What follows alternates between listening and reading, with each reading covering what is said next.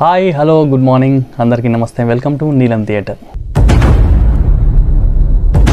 నట శిక్షణ, preparing and actor. ఒక నటుడు మంచి నటుడు కావాలంటే ముందుగా అభినయాలనేది నేర్చుకోవాలి.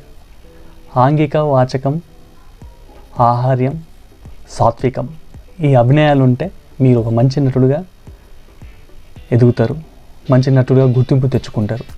సో ఆ నటనను, ఆ అభినయాలు ఎప్పుడు, ఎలా, ఎక్కడ, ఎందుకు, ఎలా ఉపయోగించుకోవాలి అనేది చాలా అవసరం.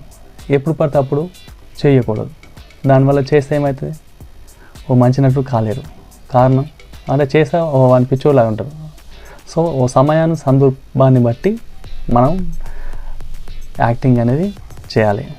ముందుగా ఈ అభినయాలు 4 రకాలని చెప్పుకున్నాం కదా. ఆంగిక అభినయం అంటే